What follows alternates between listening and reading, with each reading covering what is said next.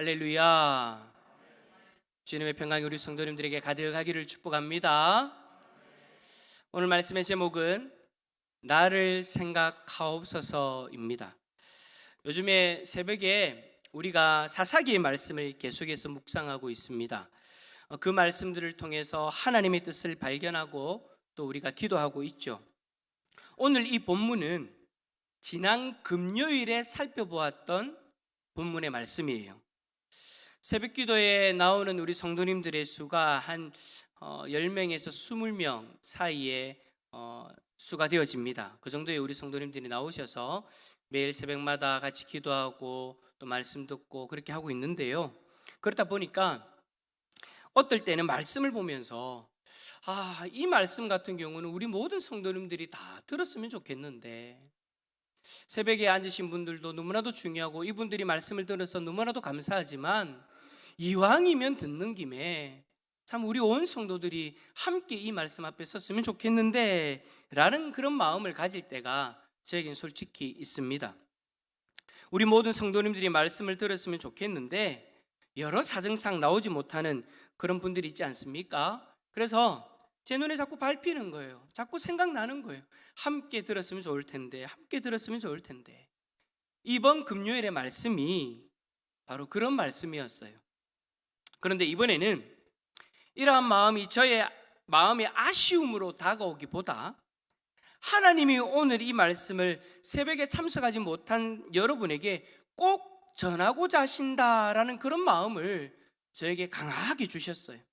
그래서 오늘 그 말씀을 여러분에게 전합니다.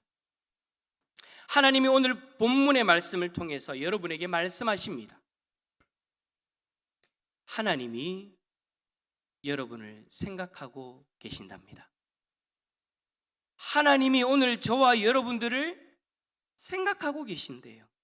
하나님이 이 자리에 계시는 여러분 한 분 한 분을 생각하시면서 그렇게 우리와 함께하고 계신다라고 하나님은 오늘 성경의 말씀을 통해서 말씀하고 계십니다.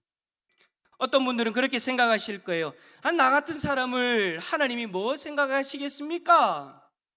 하나님은 천지를 창조하신 신이시고 온 우주 만물을 다스리시는 그런 분인데, 그렇게 대단한 분이 이 땅의 수많은 사람들 중에 나 같은 그 작은 존재, 이 온 우주를 빗대어서 생각해 보면 보이지도 않을 만한 그런 존재인데, 그런 작은 존재를 어떻게 하나님이 생각하시겠냐? 라고 그렇게 말씀하실 수 있죠. 나는 많이 부족한데, 나는 말씀대로 잘 살지도 못하는데, 나는 지금 사는 형편이 좋지 않은데, 뭐 하나 하나님 앞에 내세울 것도 없는데, 나같이 부족한 사람을 하나님이 뭐 생각하시겠다고 그렇게 말씀하십니까? 라고 이야기할 수 있다는 거예요. 그런데 하나님은 말씀하십니다. 그렇다 할지라도 나는 너를 생각하고 있다. 제가 여러분 오늘 본문 말씀을 통해서 무슨 근거로 이 이야기를 할까요? 여러분들이 오늘 4절의 말씀을 읽어서 아시겠지만 하나님이 내가 너를 생각한다라고 말씀하지 않았잖아요. 그럼에도 불구하고 왜 제가 오늘 이 말씀을 통해서 하나님이 저와 여러분들을 생각한다라고 그렇게 말씀을 하는 걸까요? 그 근거가 뭘까요? 하나님은 오늘 본문에 나오는 삼손도 그렇게 생각하셨기 때문입니다. 아이고 목사님, 삼손은 사사잖아요. 사사이니까 하나님이 당연히 생각했겠죠. 네, 맞습니다. 삼손은 이스라엘 백성들을 블레셋 사람들의 압제로부터 구원한 사사 맞습니다. 하지만 이스라엘을 이끌어가는 그 지도자로서 그 삼손, 이스라엘을 블레셋 사람들의 압제로부터 구원한 사사이기는 하지만 그의 삶은요, 너무나도 형편없고 너무나도 부족하고 너무나도 연약한 사람이었습니다. 예를 들어볼까요? 그는 나시린으로서 하나님과의 약속도 다 저버린 사람이었습니다. 삼손이 태어나기 전에 하나님의 사자가 출산하지 못하는 그의 부모에게 나타났습니다. 먼저 어머니에게 나타났고, 그리고 부모가 함께 있는 자리에 나타나셨죠. 그러면서 하신 말씀이 뭐냐? 이제 아들을 낳게 될 거다. 이때까지 아이를 낳지 못해서 포기하고 있었는데 하나님의 사자가 나타나서 그렇게 말씀하는 거예요. 이제 아들을 낳게 될 것이다. 그리고는 그 아이는 태어날 때부터 나실인으로 구별되게 하나님 앞에 드려져야 된다라고 그렇게 말씀하세요. 그 아이는 이스라엘을 블레셋으로부터 구원할 자다라고 그렇게 말씀을 하셨어요. 그래서 그 아이는 어릴 때부터 구별되게 자랍니다. 그러면서 그 주의 사자가 이 한 가지 말을 했죠. 머리 위에 삭도를 대지 마라. 그 말씀대로 얼마 뒤 아이를 잉태하게 되어졌고, 그 아이가 태어나게 되는데 그 아이가 바로 삼손인 거예요. 삼손의 부모는 여호와의 사자가 명령한 대로 그 아이를 그렇게 구별되게 키웠습니다. 하지만 삼손은 나실인으로서 온전히 구별되게 살지 못합니다. 결국 머리를 밀지 말라는 그 하나님의 말씀도 저버리고 지키지 않고 머리가 다 밀린 채 블레셋 사람들에게 잡혀가지고 그들 앞에서 제주를 부리는 비참한 신세로 전락해버리죠. 그가 이렇게 비참한 신세로 전락해버린 이유는 바로 그런 그의 약점 때문이었습니다. 그의 약점이 뭡니까? 그의 약점을 가만히 생각해 보면요, 이거는 마치 중독과도 같아요. 뭐 하나에 중독되어져 가지고 이 문제를 해결하지 못하고 이 문제 때문에 계속해서 문제가 일어나는데도, 자신의 삶에 문제가 일어나는데도 계속해서 이 문제를 해결하지 못하고 계속해서 끌려가고 있는 모습을 보여줘요. 마치 그것에 중독된 자처럼. 우리 주위에도 이런 중독을 경험하는 사람들이 많이 있잖아요. 끊고 싶은데 끊지 못하는 것들이 있잖아요. 삼손에게 있어서 그 약점, 그 중독은 뭐였을까요? 바로 이성의 문제입니다. 핸드폰 받으세요. 이성의 문제, 바로 여자 문제가 삼손에게는 중독과 같은 문제였다라는 거예요. 삼손은 언제나 이 여자의 문제로 일을 일으켰습니다. 삼손의 이 여자 문제를 처음으로 다루는 그 14장에 가보면 제일 먼저 딥나에서 한 여자를 보고 마음에 들었다고 했는데, 그 마음에 든 이유가 성적인 매력에 이끌려서, 그 여자라고 했을 때, 그 한 여자라고 했을 때 그 여자로 번역되어진 그 히브리어 단어가 여러분 일반적인 여자를 가리키는 단어가 아니에요. 성적인 매력을 내뿜고 있는 그 여자를 가리키는 단어예요. 그 여자를 보고 마음에 자신의 아내로 삼기로 삼손이 결정한 거죠. 이 일로 인해서 참 많은 일들이 일어납니다. 이 일로 인해서 블레셋 사람들을 죽이기는 죽이는데, 심판하기는 심판하는데, 그 모습이 여러분 대의적 명분이 있는 모습이 아니라 이스라엘 백성들을 블레셋 사람들의 압제로부터 구원하기 위한 그런 대의적 명분이 있는 것이 아니라 그냥 단순히 삼손의 개인적인 감정에 의해서 그 여인의 마음이 빼앗겨져 버린 그 편협한 그 모습으로 인해서 싸움을 하고 죽이고 계속해서 그런 모습을 보여주고 있는 거예요. 이후로 자신이 나신으로서 구별되게 살아야 되는 사람임에도 불구하고 삼손은요, 계속해서 기생의 집에 아무렇지도 않게 들락거리는 그런 존재로 살았습니다. 자신의 인생을 완전히 망가뜨린 또 들릴라를 만나면서 사랑하게 되고, 결국 그녀에게 자신의 비밀을 말함으로써 이 지경에 이르게 된 거죠.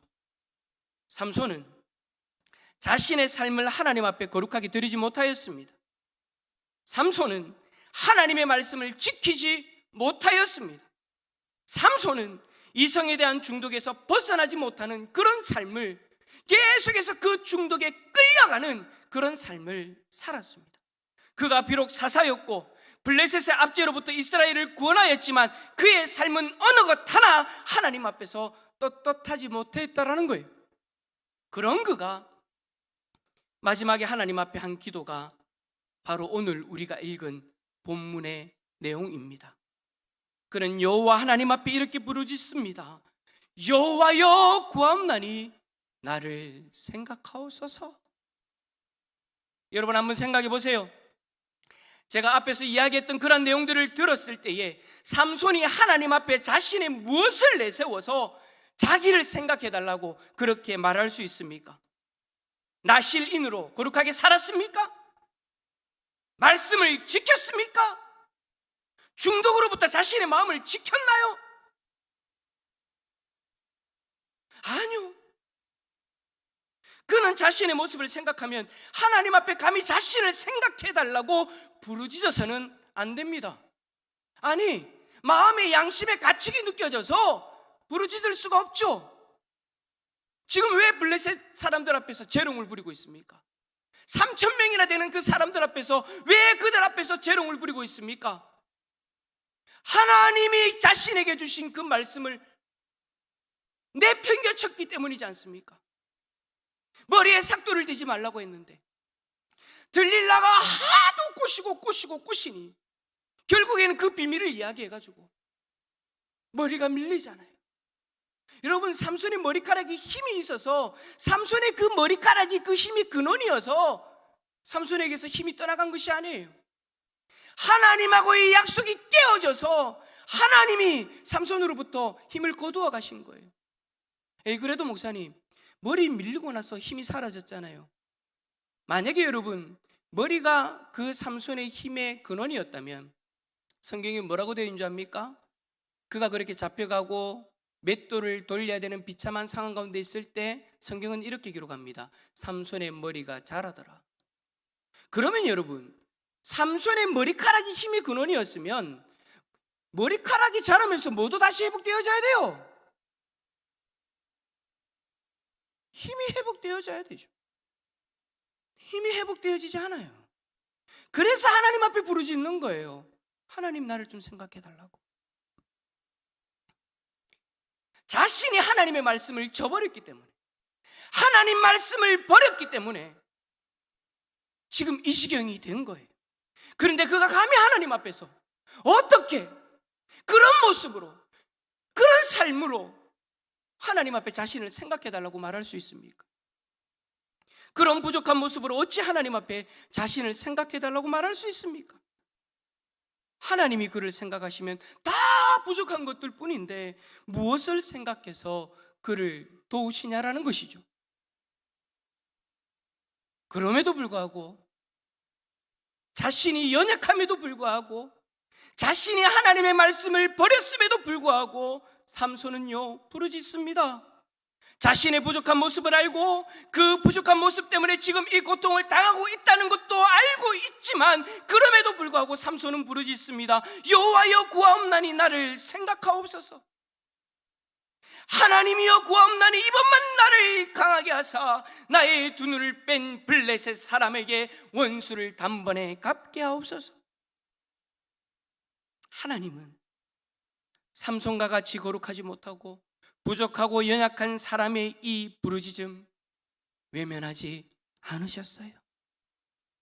하나님이 그를 생각하셔서, 삼손이 이야기했던 것처럼 나를 생각하여 달라고 해서 하나님이 삼손을 생각하셔서 그를 도우십니다. 그에게 마지막으로 힘을 주십니다. 하나님은 삼손의 부르짖음대로 그를 생각하신 거예요. 그렇습니다. 하나님은 부족하고 연약한 우리라고 하더라도 언제나 우리를 생각하십니다. 이것이 여러분 바로 하나님의 크신 사랑이에요. 우리 인간끼리의 사랑은 그러지 못하죠. 네가 나한테 뭐 잘못했는데, 네가 나한테 뭐 잘했는데, 나한테 이랬잖아. 나에게 섭섭하게 하게 했던 행동들, 나에게 했던 말들, 그것이 상처가 되어져서 마음을 닫아버리고 내 좀 생각해도 내가 못 보고 라고 그렇게 이야기하면서 그 마음을 거절해버리잖아요. 그것이 우리의 사랑이에요. 그런데 하나님의 사랑은 그러한 우리의 사랑, 그러한 우리의 마음을 뛰어넘으셨어요. 부족한 자임에도 불구하고 하나님의 말씀을 저버린 자임에도 불구하고 하나님은 그를 생각하셨습니다. 이것이 바로 하나님의 사랑이에요. 우리가 비록 지금 거룩하지 못하더라도, 우리가 지금 연약하더라도, 우리가 지금 중독의 문제에서 벗어나지 못하고 있다 하더라도 하나님은 부족한 우리를 사랑하시기에 언제나 여러분들을 생각하십니다. 그 증거가 뭡니까? 그 증거가 바로 예수 그리스도이시잖아요. 예수 그리스도는 우리의 모습이 완전해서 구원할 만하니까, 구원할 만큼 괜찮으니까 자신의 생명을 십자가에서 내어주신 것이 아닙니다. 우리에게는 주님이 보시기에 흡족할 만한 것 하나도 없었습니다. 죄의 권세 아래에서 세상의 것을 의지하며 살아가던 우리가 거룩하신 하나님 앞에서 인정받을 만한 것이 무엇이 있었습니까? 아무리 생각해봐도 없어요. 성경 말씀 그대로 우리 모두는 죄인이고 그 죄로 인하여 우리는 모두 하나님 앞에서 원수와 같은 존재였어요. 그런데도 하나님이 우리를 사랑하셔서 독생자 예수 그리스도를 보내주셨고, 우리를 죄에서 구원하시기 위해서 예수 그리스도가 자신의 생명을 십자가에 내어주셨습니다. 자신의 아들을 내어주기까지 우리를 사랑하시는 그 하나님이 지금도 우리를 생각하신다라는 것은 어찌 보면 하나님 입장에서는 너무나도 당연한 것이죠. 내가 이렇게까지 너를 사랑했는데 왜 내가 너를 생각하지 않겠느냐? 이것이 하나님의 마음이라는 거예요. 그런데 문제는 그렇게 구원받았는데도 불구하고 아직도 우리가 부족한 모습이다 보니 우리 쪽에서 불안한 거예요. 이런 모습이면 하나님이 이제 나를 생각하지 않으시겠다라고 우리 스스로 여기는 거죠. 그런데 오늘 말씀을 보니 어떻다라는 거예요? 그러지 않다라는 거예요. 그것이 아니라는 거예요.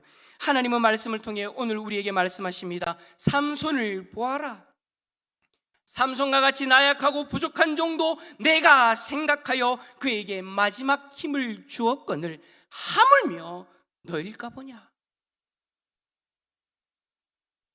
독생자를 아낌없이 너에게 주었는데, 그렇게 너를 사랑했는데 너를 버려두겠느냐 라고요. 사랑하는 성도 여러분, 오늘은 여러 사정상 말씀을 이쯤에서 맺으려고 합니다. 하지만 분명히 하나님의 메시지를 오늘 분명히 여러분들의 심령 가운데 기억하시기를 바랍니다.